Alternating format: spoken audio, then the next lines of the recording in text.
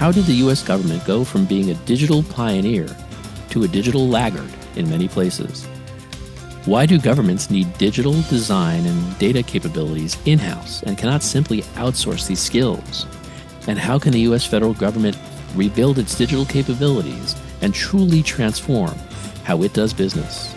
I'll explore these questions and so much more with Jennifer Pahlka, author of Recoding America, Why Government is Failing in the Digital Age and How We Can Do Better. So, Jen, what prompted you to write Recoding America? And who is the intended audience of the book? Well, I see a lot of positive changes happening in government. And I also see barriers to those changes scaling. And I think that a lot more people are going to have to understand how government really operates today, and also how it could operate if we want the benefits of those different approaches. So maybe it's helpful to start with an example of what I mean by a different approach, because it really isn't just tech or code that I'm talking about here. I tell the story in the book of the team that had to pick up the ball after healthcare.gov. The next big law that came down from Congress at the Centers for Medicare and Medicaid Services was MACRA. MACRA was designed to pay doctors more for better quality care. And of course, the impetus behind it was that would improve the quality of care that Medicare patients got and reduce the cost. But the doctors were so frustrated, and the only thing that they hated more than the systems that they used was the thought of having to use whole new systems that were also going to be confusing. And so they were threatening to leave the program, to not take Medicare patients in very high numbers, which would, of course, degrade the quality of care that patients were getting. And so this team really knew they had to do something differently. They had to make it easier for doctors. They were supposed to explain to doctors how this program would work. First choice you have to make as a doctor is, are you in a private practice or part of a group? And they are told by the policy team that there are 9 different definitions of a group. Now, that's going to make things very difficult for them to understand, and it's also going to make the software that they would eventually build extremely complex and fragile. This team pushes back and says, we really need to simplify this. The line that one of the team says is, I understand it's complicated, but it has to make sense to a person. And they really negotiate, the policy team and the delivery team. They don't get down to 1 definition of a group, but they do get down to 2, which is much, much better, and is going to make this much easier on doctors. Some doctors will be exempt from this program if they take very few Medicare patients. Well, the way that the policy team is interpreting the law, they're insisting that delivery team make all doctors go through the program for the first year, then determine if you're under the threshold for eligibility, and then exempt those doctors, which is technically the most accurate way to get the right people in the program, but going to be incredibly frustrating for those who have to adopt all new software, a whole new way of working, only to then be excused from it the following year, which they kind of already knew they would be. And this is a fight that this team wins. They after much negotiation, they convince the powers that be above them to let them exempt doctors based on the prior year's data. They end up fighting to ship software that really does make sense to a person. And when it launches, it's on time, it's under budget, and doctors find it so easy to use that they're actually confused. You know, the call center is braced for all these complaints, but instead they're getting calls from doctors saying, this is so easy, it's scary. Like, I'm not sure if I'm on the right site. And they keep doctors from leaving the program, which is just really remarkable. And I think what this shows is it's not just sort of the coding of the site that went wrong with healthcare.gov and went right with MACRA. It's people doing what will honor Congress's intent instead of exactly what they were told to do by the letter of the law. And to do that, I think they had to make some smart decisions that others thought were really out of their lane, but they were doing it in the interests of the people that they were trying to serve. And that's the kind of thing that I want to draw people's attention to, because it does make government that makes sense to people. That's an excellent point. And your book, along with the anecdotes and the stories, the real life stories of how government works, or in some cases, unfortunately, how it doesn't work, you introduce concepts Jen, and I'd like to talk about some of those concepts, and in particular, the difference between Agile and Waterfall as two distinctive software development methodologies. I was wondering if you could tell us what is Agile and how does it differ from Waterfall? And would you juxtapose, if you could, the key cultural differences between these two approaches? Yeah, I think it is very much a key concept. And I think people will initially hear that and think that I'm talking about Agile software development versus Waterfall software development. And that is true. But ultimately, I'm talking about a Waterfall structure and way of thinking that is much bigger than tech. And in fact, I think the reason we don't think of it as a waterfall outside of tech is it's really like the air we breathe. It's if you're a fish in the water, you don't even know the water that you're in, right? Like the notion that all delivery teams are supposed to find all the requirements and fulfill all the requirements and not exercise their judgment and make these active design choices to simplify. That's the waterfall in action. It's saying we are a very large hierarchy, and at every step down in the hierarchy, the best thing to do is simply exactly what we've been told from the folks above. And certainly in Agile software development, that's not what happens. It's not sort of a one-way ticket from people at the top to people at the bottom where information flows down, requirements flow down, power flows down, insights flow down, and they don't flow back up. When we have good Agile development, we have sort of a circle of build, measure, learn, where the policy people are in that cycle and actually contributing and learning from what the people who are doing the implementation are learning. So Agile is a good software development methodology, and I do think we should use it more. But I'm not sure that Agile is necessarily the opposite of Waterfall in the larger sense that I'm talking about. I think the opposite of Waterfall in the larger sense is empowering public servants to make choices, design choices in particular, that result in government that makes sense to people. And that means we actually have to have conversation that goes back up the hierarchy in order to, as Clay Shirky would say, in order to learn. He says the Waterfall methodology amounts to a pledge by all parties not to learn anything during the actual work. Whether it's software development or policy or operations, so many areas of government, we need to be learning while we do the work. And we need that learning to get back to the people who can make decisions, and they need to be able to listen. Would you tell us more about your public service journey and what brought you to DC? And then could you give us a sense of what surprised you most about your time in federal service? Well, my journey to public service, of course, had started by telling other people to do public service for America. And ironically, when I was asked to come, my first answer was no. I was asked to come while I was on a trip to London. I was visiting the very nascent government digital service there, which was very much my inspiration. And I was just amazed at what this team was doing in London, in the center of government, redoing all these websites in ways that, as you know, I value, in ways that make sense to people. And while I was in the building getting a tour, I got an email from Todd Park, who was the second chief technology officer of the US, saying, I want to meet with you. I want to, I'm coming out to San Francisco. Please clear your calendar. And I said, I'm sorry, I'm not in San Francisco. But we talked on phone, and he really had seen Code for America and wanted me to come help with what had just begun as the Presidential Innovation Fellows program. But because I was there at the Government Digital Service when he called, I said, I'm sorry that I can't join, but I also think that what you need to do is try a version of this GDS in the United States. And the reason I couldn't come was that I had a daughter in California that I could not bring out to DC. And it was going to be very challenging for me. But, ultimately, of course, Todd convinced me to come and made it possible for me to split my time between the coasts. And I'm obviously enormously glad that he did, because it would be quite hypocritical of me to tell everyone else to do public service and not have done it myself. When I did finally get to the White House, There were people like Dan Taglioni, who was head of GSA at the time, and Haley Van Dyke and Cara de Frias and Steve Van Rokel, who were already working on something they called Project X, which was not all that different really from this idea of GDS. There were some differences.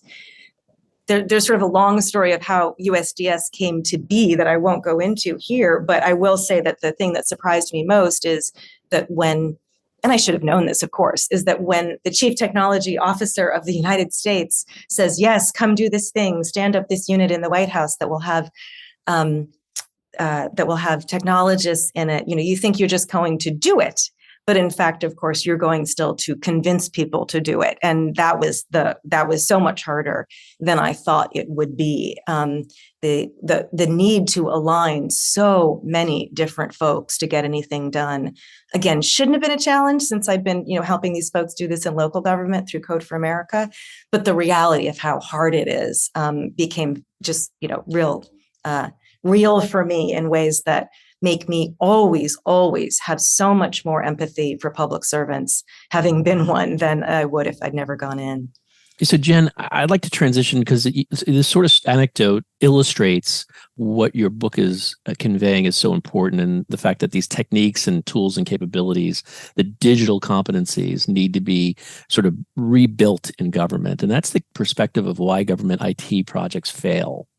And I was wondering if we could use healthcare.gov as an example, and maybe you could share with us why the development and launch of the website failed. How was it fixed?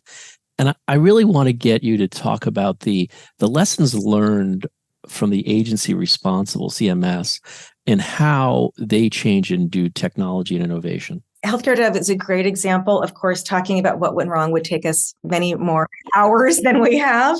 And, the OIG report from HHS on this is quite good. It's very thorough. The team did a wonderful job. I think that what it doesn't dig into, because it's sort of, in some ways in government, we have trouble even imagining the possibility, would be the choice to have started with something small. And that's a product management choice, back to your earlier question. The folks that came in to help out, had asked that question, why couldn't we start with something that works for the majority of users, make sure that thing works well, and then over time, add the functionality to serve these edge cases. And there were thousands of edge cases, of course, a very complex law. And they were told that's illegal. I don't think it's illegal. I think that's a misinterpretation of law. And I do think that it is, in fact, the evidence shows that, starting smaller, making some smart product management choices up front is sort of the only way that big, complex technology projects do work, especially, on the day that they launch. If that's our expectation, that they work the day they launch, they are probably not going to work for all people. On the other hand, I'm not saying we shouldn't have served those people. Oftentimes, the people who represent those edge cases are the people who need our help most.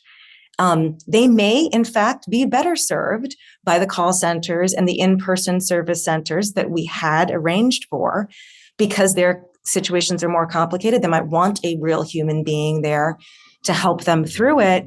And what happens when the website launches and it works for no one, or I believe the first day it worked for 8 people out of the hundreds of thousands who were trying to use it, 8 is not enough, then the call centers and in-person service centers who are meant for those edge cases are swamped with everybody else, and we get the worst of all worlds. So, essentially, these are choices that have to move into the realm of possible. We have to push back on those interpreting policy and saying that is illegal, which it isn't. I think we see that today too. The IRS released their report about direct file, which would make it, possible for people to have a sort of Intuit, TurboTax kind of interface to government, but one that the government is running. And I saw in the Washington Post a former IRS commissioner saying, this is only going to be good if it works for everybody right up front. You can't do this in a half-baked way. I don't think making something that works for a subset of users and then incrementally adding the functionality for those other users over time is half-baked. And I am very excited that the current leadership of the IRS is behind that and championing it. Your book is filled with some really positive stories. And one of them, though it started out as sort of a negative, but it really turned into a quite compelling story. I was hoping, I'm going to jump ahead to the VA forms and how they didn't test whether the form worked outside the building. But you tell a great story about how it actually vet helps this. I was hoping you can share with us that. We had a team, this is around the same time, actually. We had a team that was sort of also proto-USDS working in the VA. It was led by Marina Nitsa, who was the first, who was a chief technology officer at the time and a colleague of mine. And she had brought in this team that was going to improve the online forms. Basically, they went and tested them outside the building. They used their own laptops to try to apply for veterans healthcare, and they found that it didn't work.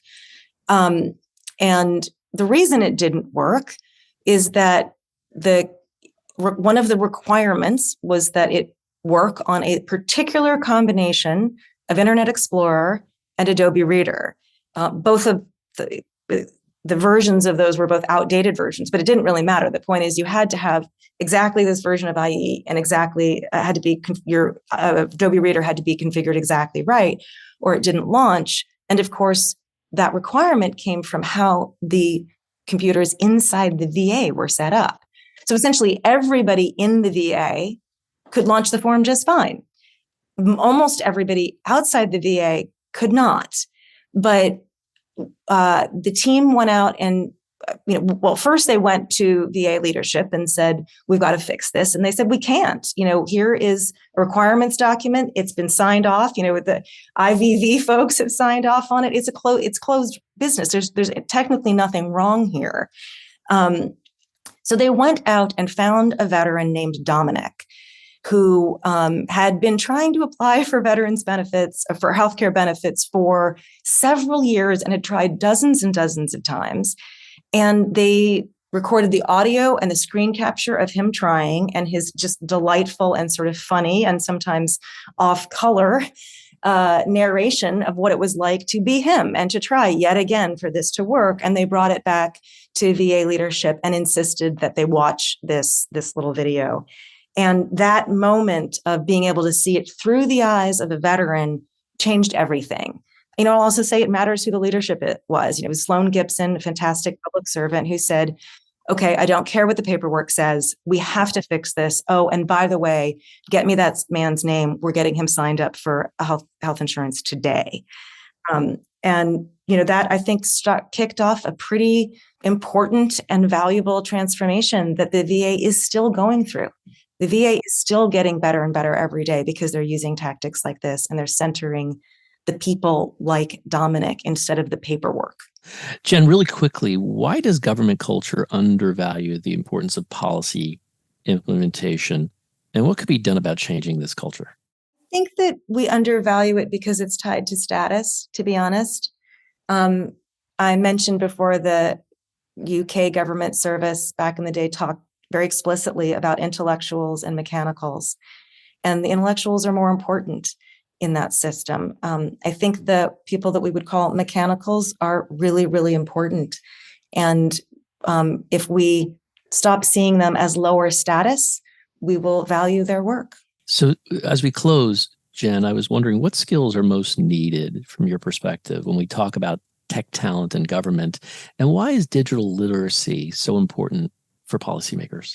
I'm a little out there on the digital literacy piece. Of course, it would be great if all of our members of Congress understood how the internet works.